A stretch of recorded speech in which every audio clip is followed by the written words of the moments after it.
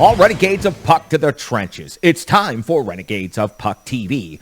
Welcome to the bunker. Welcome to the essence of no half-steppin'. I'm your host and captain, Crazy Charlie Saunier, and you are here for show number 608 of the Renegades of Puck. 11 years of history in the trenches, and nobody does it better than the Renegades. The first thing I want to do, because we are now just 2 weeks out from the home base freakout, is talk to you for just a moment about this incredible event. It is one night where the entire hockey community is going to come together. It will take place on the 25th of this month, and it will also take place at 1538 Demunbrian Street. That's the address for Tailgate Brewery. The night before the Stadium Series, the Renegades of Puck present the home base freakout. It is going to be incredible. There is no cover charge. All are welcome. All ages are welcome. You will just have to show your ID at the door to get in. We'll be doing giveaways, and we will have prizes throughout the night. All you have to do to get any of those, to be eligible for them, is just be there and be on the premises when we draw for the different prizes. We'll have jerseys to give away. We'll have t-shirts to give away, and so much more that we'll be announcing over the coming weeks. And the guest list, it just continues growing. This is an incredible special announcement here on Renegades of Puck TV. As the captain of the Renegades of Puck, I am so proud to tell you that the Bag Chuckers are in for home base freakouts.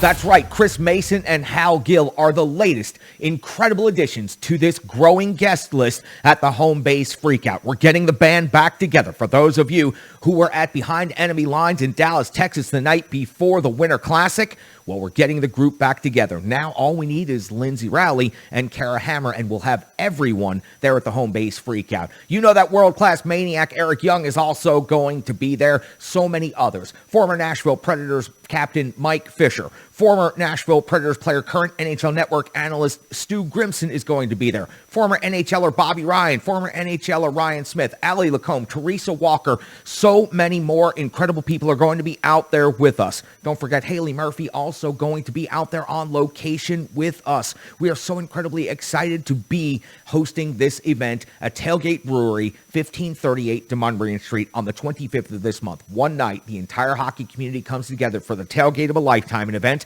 that will be talked about for many years to come. Now, let's also talk about renegadesofpuck.com. When you go to renegadesofpuck.com, you'll find out all of the information you need to know about the Renegades of Puck, including each and every way you can get in touch with us. Click on the merchandise link, and it will take you immediately to a page full of wonder. We have home base freakout merchandise already on sale. Matter of fact, I got my first t-shirts in today. I got a couple of stickers. I also got a fridge magnet for the home base freakout. So confident in the event that we're already selling the merchandise for it. So go ahead and check that out. We also have all of our classic gimmicks. The socks, I went ahead and bought a pair for the home base freakout. I am going to be wearing the formal Renegades of Puck socks to the home base freakout. Also, throw pillows, bed sets, wall art, all of the things you come to expect from the Renegades of Puck. We've sold out so that you can buy in. Social media is incredibly important to us here at the Renegades of Puck. Please give us a subscription on YouTube. You can help us out tremendously. Now we're right at about 120 subscriptions, and that has come a long way since we just started a couple of months ago. Thank you very much, and stick taps, love, and respect to each and every one of you. Once we get the links of Renegades of Puck TV up there on YouTube, we'd appreciate if you would share them on Facebook. Or if Twitter is your preferred platform, right there, go ahead and post that link, share it, and tag the Renegades of Puck, and let everyone know out there your favorite hockey show has a brand new episode out. If Instagram is your preferred choice, we are right there representing on that platform. We also have a SoundCloud page where you can hear the audio-only version of Renegades of Puck TV, and Twitch, the behind-the-scenes live stream that we go ahead and post. While we are hosting the show, while we are recording the show, we go ahead and stream it it live on Twitch. If there are any mistakes, if there are any second takes, well, that's exactly where you'll see it. We also do tons of bonus content. Spent about 15 minutes talking with the Renegades of Puck about all the new upgrades here at the bunker and all the different things going on regarding the home base freakout. So Twitch is another option for you to consume the essence of no half stepping. And speaking of no half stepping, you come here exactly for that kind of hockey coverage, so let me deliver the goods to you. The Nashville Predators, after 47 games played this season, currently find themselves in second place in the Central Division. 28-15-4 is their current record. They have 60 points. They find themselves 8 points behind the Colorado Avalanche while playing 3 more games than the Colorado Avalanche. Looking beneath the Nashville Predators in the standings, next you'll find the Minnesota Wild 1 point behind the Preds in third. Then the St. Louis Blues 3 points behind the Preds in fourth place. The Nashville Predators' most recent opponent, the Dallas Stars, that game will be recapped fully coming up in just a couple of minutes. Currently sit in fifth place, 10 points behind the Preds. And the Preds' next opponent, the Winnipeg Jets, sit 15 points behind the Nashville Predators in sixth place. And then you'll find Chicago and Arizona rounding out the bottom of the division. The Arizona Coyotes are a woeful 32 points behind the Nashville Predators currently, and that's just for second place. They are 40 points behind the Avalanche for first place. The Preds' next game will take place at Bridgestone Arena, where they have a record of 14-7. The Winnipeg Jets have a road record of 8-9-6. Goal differential for the Preds is plus 18. It's minus 6 for the Winnipeg Jets. Now, after the Nashville Predators wrap up this makeup game against the Winnipeg Jets, they'll have another makeup game against the Washington Capitals. That'll take place on Tuesday. That would be the 15th. Then Friday will be the Preds' next game, also a makeup game. That will be on the 18th at Carolina. Then on the 22nd, the Nashville Predators will be in Florida to take on the Panthers.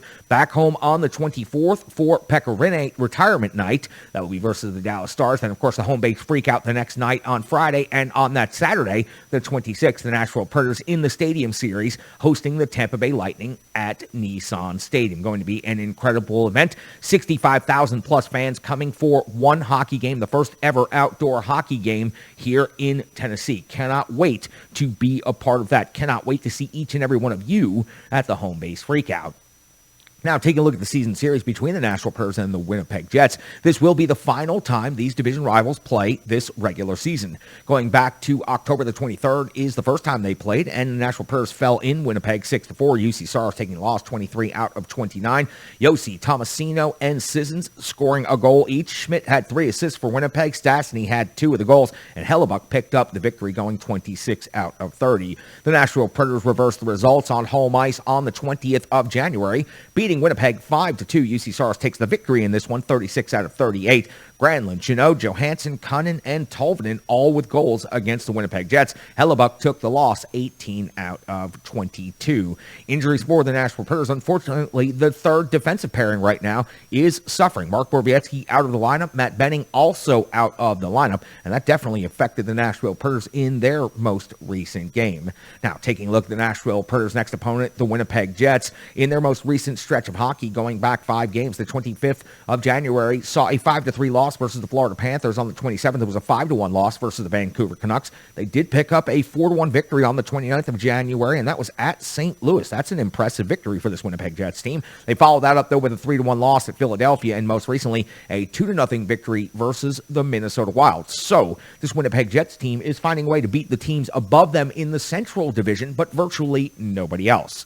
When you look inside the numbers and the ranks for these two teams, the Nashville Predators hold the advantage in several of the metrics. Let me give those to you. Goals for 3.11 is 14th best in the league for the Nashville Predators, while 2.81 for Winnipeg is 21st overall in the NHL. Goals against, the Preds rank 7th at 2.70, while the Winnipeg Jets are 17th at 2.88. Shots for 29.1 is 26th overall in the NHL. Simply not enough quality or quantity by the Nashville Predators, and that's been a thread we've been weaving throughout the entire season. Shots for on the Winnipeg side, they're 10th best overall in the league at 33.3 per game. Shots against, the Preds are 17th, while Winnipeg is 18th. Now, in special teams is where the Nashville Predators hold the distinct advantage in both categories. Power play, rated 9th best in the NHL for the Nashville Predators, converting at 24.5% or 35 out of 143 opportunities. Now, the power play for the Winnipeg Jets is ranked 14th in the NHL, and while they have some highly skilled individuals that can always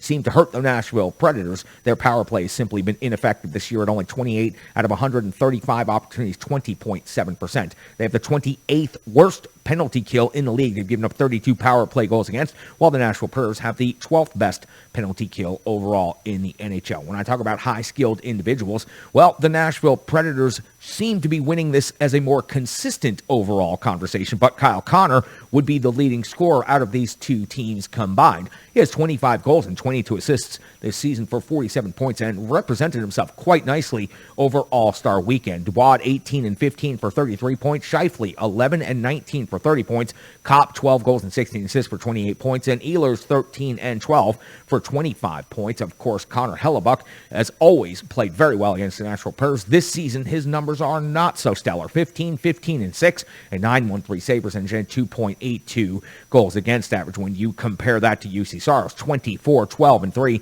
a 9.26 save percentage, a 2.39 goals against average. The individual scoring leaders for the Nashville Predators, well, Roman Josi has led for the majority of the season, and I expect he will continue. Now, 46 points in 47 games played.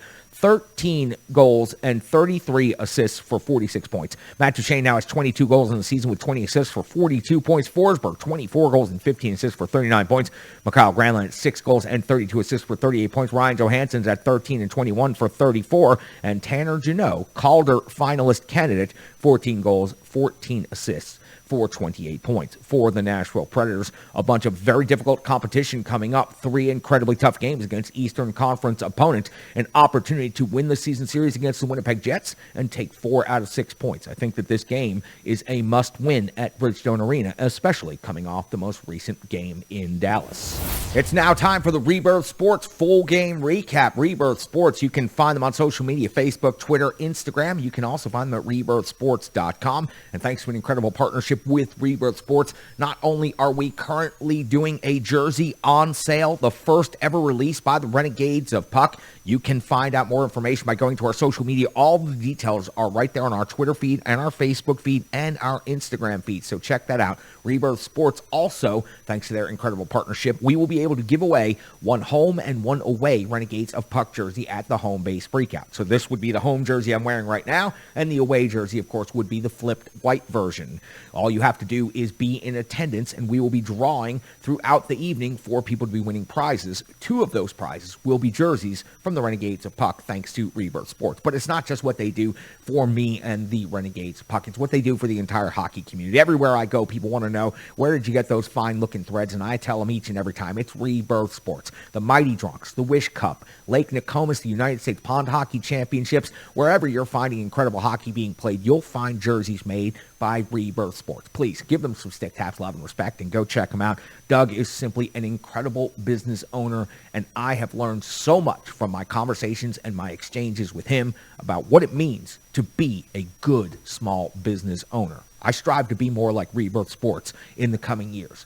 Appreciate you guys. You're an incredible company and so great to work with. Now, let's go all the way back to the 9th of February in the year of 2022 when the Nashville Predators were in Dallas to make up a game against the Stars. John Hines deploys his lines as following: Cousins, Johansson, and Cunnin, Forsberg, Granlund, and Duchene, Trenton, Sissons, and Jeannot, better known as the Herd line.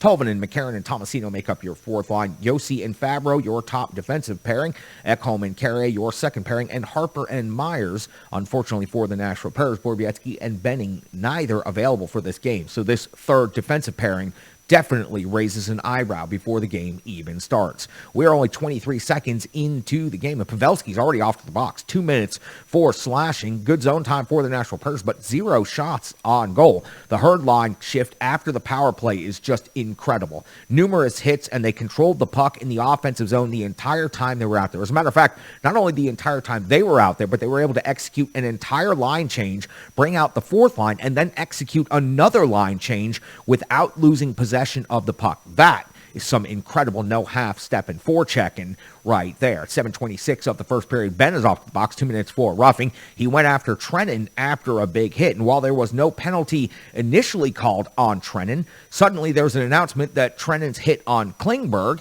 gets a 5-minute major for elbowing. It is then reviewed and reduced to 2 minutes for elbowing, creating a 2-minute 4-on-4 scenario. Fabro is then off to the box, 2 minutes for holding, creating a 4-on-3 situation for 1 minute and 41 seconds. That's where we find Robertson scoring his 18th goal of the season, giving Dallas a 1-0 lead in this game. He deflected Klingberg's shot from out high. It was the first shot on goal of the game for the Dallas Stars. They now hold a 1-0 lead. But then Roman Yossi's off to the box at 9:35, 2 minutes for tripping. Heiskanen's then off to the box, 2 minutes for tripping. So we'd see a 4-on-4 again, this time for 49 seconds. It was awfully quiet out there on the ice during this 4-on-4. More space did not equal more offensive opportunities. More penalties at this point in the game, 6 then shots on goal, 5 after 13 minutes. But at 14:41 after that TV timeout, Tolvanen's 7th goal of the season gives the Nashville Predators their first goal of the game and ties us up at 1 apiece. It was a long shot through a perfect McCarron screen right there on the top of the crease. As a matter of fact, it looked for a while like McCarron might have tipped the puck, but the goal is awarded to Tolvanen based on the evidence and the reviews. 18-19, UC Stars comes up with a save on Pavelski. We hit the end of the first period with the shots on goal only being 5 apiece for each team.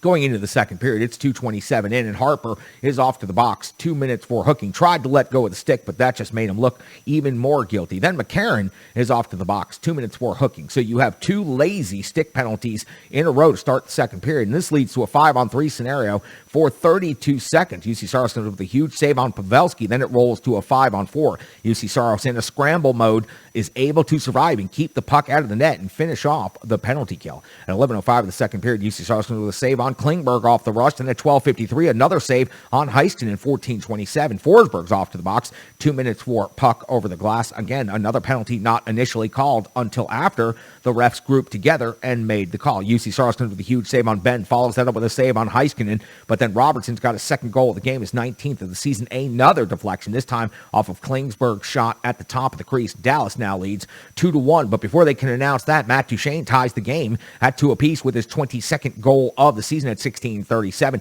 He crashed the net hard after the captain Roman Josi put the puck on net and finishes it off. Incredible replay by that national television broadcast. Great detail seeing Matt Duchene's goal right there. 22nd goal of the season, tie game at 2 apiece. At 17:59 of the second period, though, Rupe Hintz got his 21st goal of the season, giving Dallas back that 1 goal lead, now 3-2. Ekholm misplays the puck at his own blue line. It was bouncing, and it ends up leading to a breakaway. And Rupe Hintz makes no doubt depositing this puck into the upper part of the net. But then Yakov Trenin comes back and ties the game at 3 apiece with his 11th goal of the season. It took place with 10 seconds to go in the period. There were 3 attempts to jam this puck into the net before it finally goes in. It was challenged for goaltender interference, but there was legitimately no reason to challenge this play. It is ruled a good goal, and that, for Dallas, means a 2-minute penalty for a failed coach's challenge. We hit the intermission after a very exciting second period. The game's tied at 3 apiece. Dallas now out shooting Nashville 17-14. We do see a carryover of 1 minute and 50 seconds for the Nashville Predators on the power play, but unfortunately, yet again, nothing really happening for the Preds. At 3:24 of the third period, though, something is happening in favor of the Dallas Stars. It is Glendening's 7th goal of the season, giving Dallas a 4-3 lead. Josi turns the puck over in the offensive zone, allowing a 2-on-1 to go almost 2/3 the length of the ice before Glendening finishes this play off. And even with the otherworldly edge work and ability to get across, UC Saros had no chance on this one. Preds find themselves down by 1 in the third period in Dallas. 5:31 of the third period, UC Saros comes up with a save on Ben's tuck attempt at the post. 5:44, Yossi's off to the box again. 2 minutes for tripping. Overall, penalty kill was decent, but the Nashville Predators really needed that time to start generating some offense. 9:27, Saros comes up with a save on Sagan's partial breakaway. We roll all the way to 17:47 because the Dallas Stars are just controlling all of the play, and we hit the empty net scenario, and at 19:58, Raffle picks up a penalty, 2 minutes for slashing. The Nashville Predators, unfortunately, never really threatened with the extra attacker on the ice, and they dropped this game 4-3. Too many penalties. When their power play was out there on the ice, it was simply ineffective, and the penalties that the Nashville Predators took were lazy penalties. They were penalties a team takes when they haven't been out on the ice for a while. They didn't look crisp in this game other than the first several minutes. After that, the team kind of fell apart and got away from what they do best, which is being a detailed, hard-working system team. They really got away from that last night, and you could tell in the post-game media that John Hines was simply incredibly unhappy about that performance. UC Saros in this game, listen, I felt that he could have used a little bit more support. He was 23 out of 27. He took the loss, but 2 deflections by Robertson, a 2-on-1, and a breakaway. If he had a little bit of better support in this game, who knows how this one could have turned out. The Nashville Predators also just didn't do enough on the offensive side of things to convert when they had opportunities. It's unfortunate, but for the fourth line out there, ice times, if McCarron could have buried the opportunity he had earlier on the doorstep, which was just simply incredible, who knows what could have been of this game. But I take a look inside the box score, and the fourth line, when you watch the game last night, they were out there really working hard and doing a good job. And of course,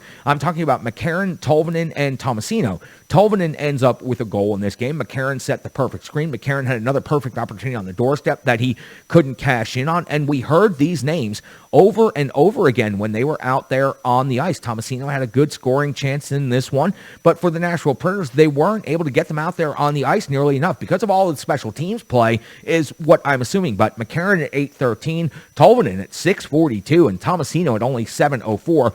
I think if the fourth line could have gotten out there and had more opportunities, they could have made a bigger difference in this game. They were really playing a good, strong game. Same for the Herd line. Their ice time not nearly as much as you would expect, considering how good they were playing in the early parts of this game. Jeannot at only 14:06 in time on ice. Sissons at 14:42. I mean, Colton Sissons is typically up there around 18, 19 minutes in a game. And Yakov Trenin at only 7:04 in time on ice. I would have loved to have seen the third and the fourth line get more minutes out there, but because the Nashville Predators were so disjointed, so out of their system, and took so many penalties, they weren't able to get in a full 4-line rotation in a full 4-line flow. And unfortunately, that was their demise in Dallas in this particular circumstance. I want to talk to Sean C. Smith right here from ontheforecheck.com. He's got a lot of opinions, and he certainly was monitoring the intel on the front lines, and he noticed exactly what we were talking about just a moment ago, that head coach John Hynes seemed highly displeased with the way the team came out of having a full week off from playing hockey. From ontheforecheck.com,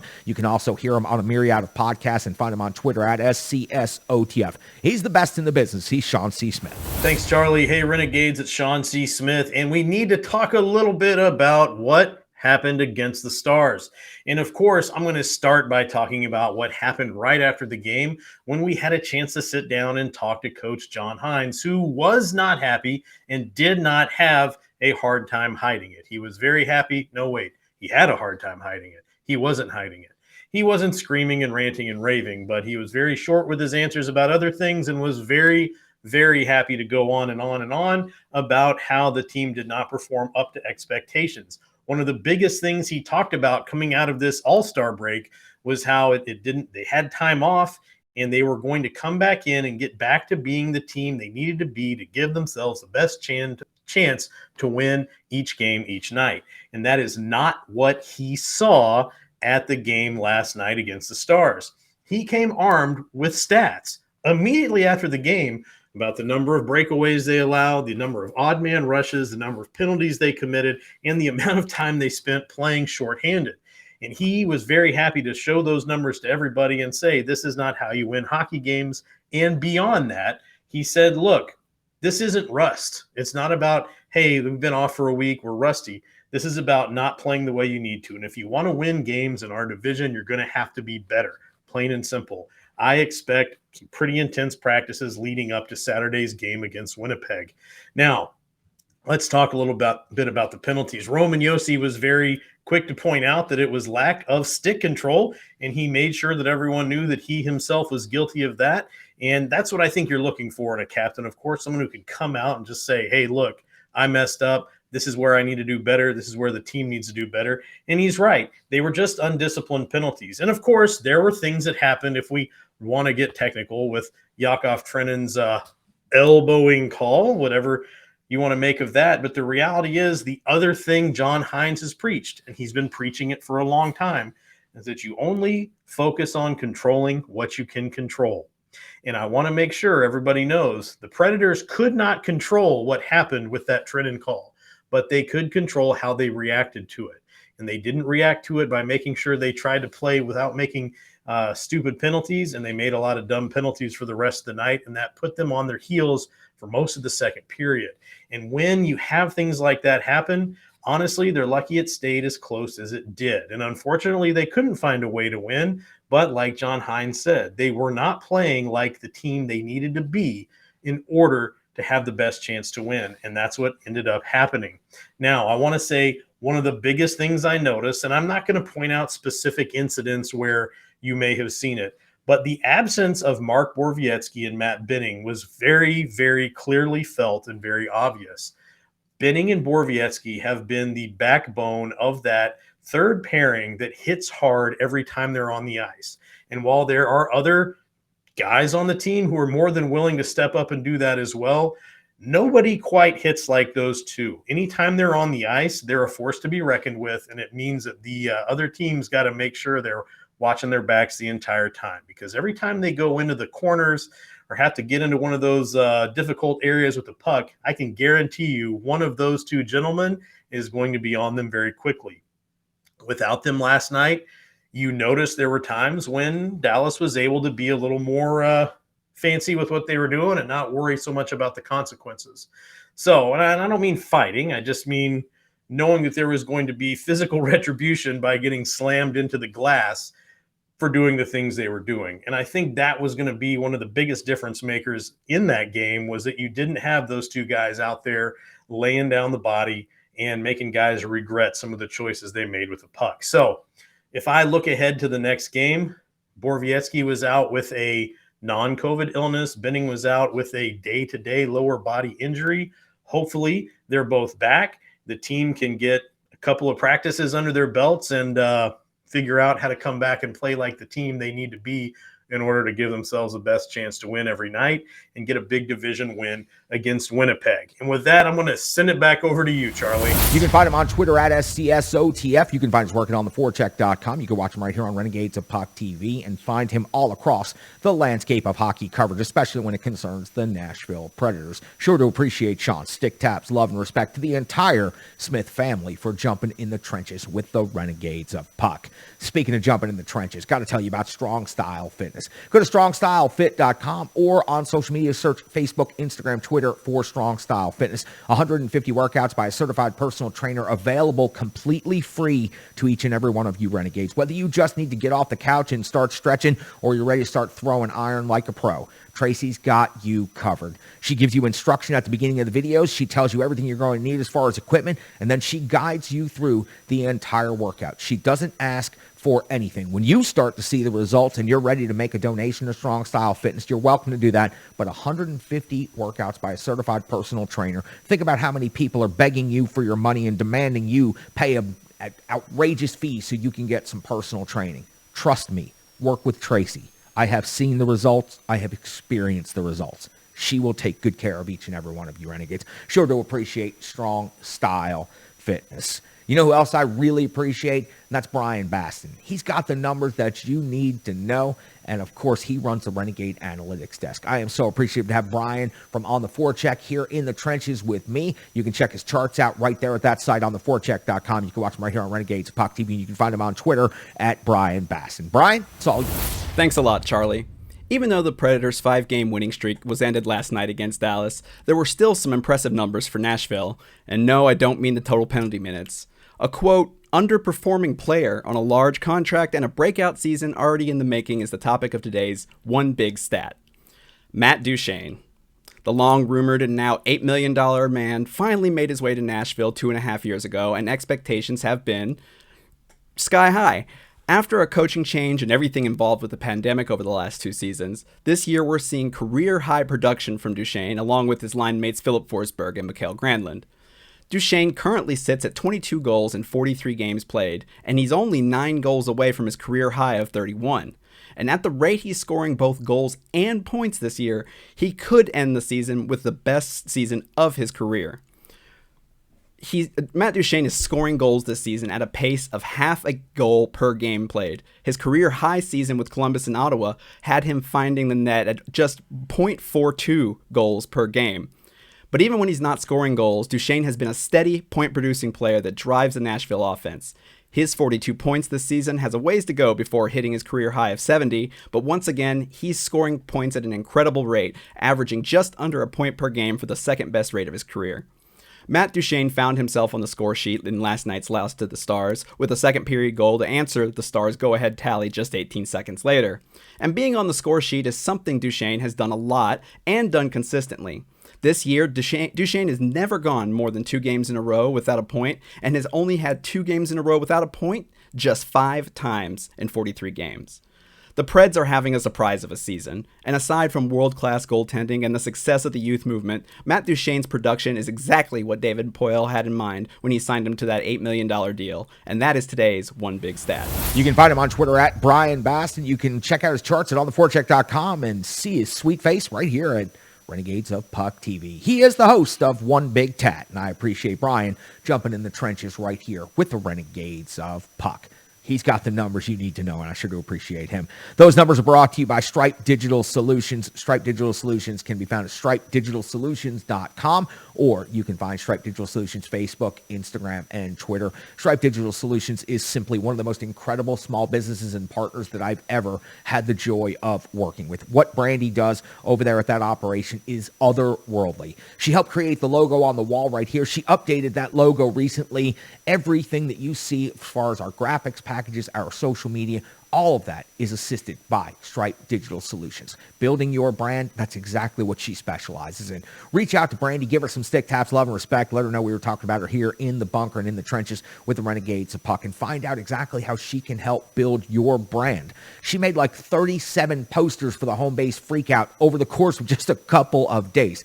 Incredible craftsmanship. She truly is an artist when it comes to the digital world. So reach out and see how Brandy can help you today. And by the way, Stripe Digital Solutions going to be organizing a very cool giveaway at the Home Base Freakout, from t-shirts and pens to keychains and all the classic things you would expect at a radio station style giveaway at a big event. That's exactly what Stripe Digital Solutions is going to be doing. And you can meet Stripe Digital Solutions at the Home Base Freakout, so I hope you guys come on by.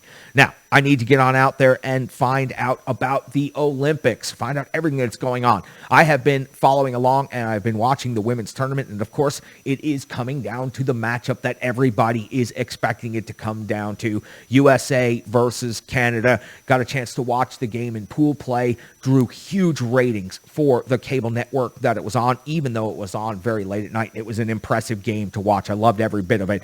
Those are two teams that are all about no half-stepping. Great physical hockey, really great high-skilled hockey, and a treat to watch. And Kimmel is covering the women's side of the Olympic tournament for us here on Renegades of Puck TV. You can, of course, find her on Twitter, social media, and you can find her covering Preds all across the landscape. We appreciate having her in the trenches with us right here covering Olympic hockey. And it's all yours.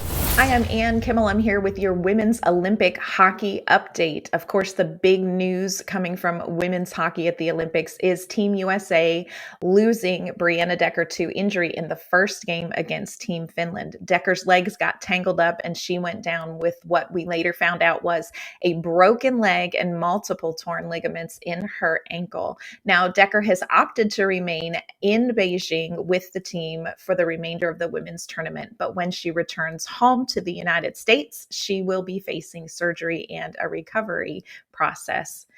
Abby Rock, who was slotted in on the third line, was bumped up to Decker's spot on that second line, and she's continued to play there throughout the preliminary rounds. Now, preliminary play went very well for the most part for Team USA. They had strong wins against Finland, Russia Olympic Committee, and Switzerland. Unfortunately, in the preliminary round, they dropped their game to Team Canada, losing 4-2. Now, of course, Team USA is hopeful that they will get a rematch in a gold medal round against Canada. After the preliminary rounds, Denmark and China were eliminated from play, and the remaining 8 teams were reseeded. Team USA was seeded second, of course, behind Canada. They are playing their quarterfinal game Thursday night tonight at 10:10 p.m. on USA Network. They are taking on number 7 ranked Czech Republic. A few things to note from the women's hockey tournament. Each team was given the option to bring with them a taxi squad of alternate players so that they could slot in if there were problems with illness or injury. Team USA opted not to bring a taxi squad. Instead, they asked alternate players to remain in the United States and to stay as secluded as possible to prevent any COVID exposure, and would call on them if they were needed. When Decker went down, Team USA activated their plan. They reached out to Britta Curl and asked her to travel to Beijing to become an alternate for the team. When Britta landed in LA on her way to Beijing, she was tested positive for COVID. So she is no longer coming to Beijing, and it's unclear what Team USA's next steps will be for their alternate. All three United States goalies have seen action in these Olympics. Maddie Rooney, Alex Cavallini, and Nicole Hensley have all been in net during the preliminary round, with Maddie Rooney being in net for the Team Canada loss. One final thing to note, if you're watching the game tonight, keep your eye on a very active fourth line for Team USA. Haley Skamura, Jessie Comfer, and Abby Murphy have really been generating some strong offensive chances on that fourth line for Team USA. I look to see them being that active again tonight in the game, so someone to keep an eye on. Again, tonight, quarterfinal matchup against the Czech Republic will be at 10 p.m. Central Time. I'll be back this weekend, and I will have all of your quarterfinal news and a look ahead at the women's semifinals at the Beijing Olympic Games. Thank you so much, Ann. We sure do appreciate you jumping in the trenches covering the women's side of the Olympic hockey tournament. Now covering the men's side of the Olympic hockey tournament, he is Kyle Perkins. Of course, you know K-Perk. He makes all the memes and the visuals for the show right here, but he also covers hockey right here in the trenches for the Renegades of Puck. He's covering the men's tournament, which is just getting underway, so he'll get you started, and then we'll get that update later in the week on how that tournament is going. You know where you can find him on Twitter at KPerk86 and right here in the trenches with the Renegades of Puck TV. It's all yours, Perkins. Thanks, Charlie. The United States started out their Olympic campaign this morning with their first preliminary game against China.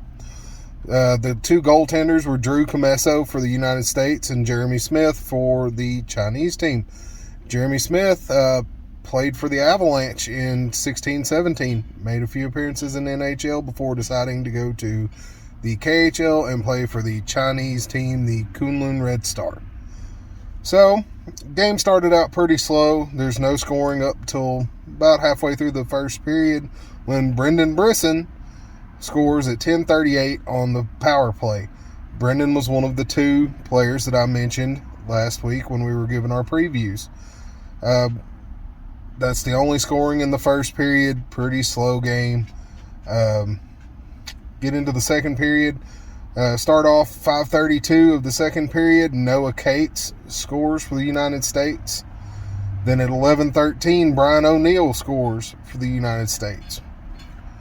And at 18:07 of the second period, Sean Farrell, who plays for the University of Harvard, or Harvard University, scores his first goal of the day.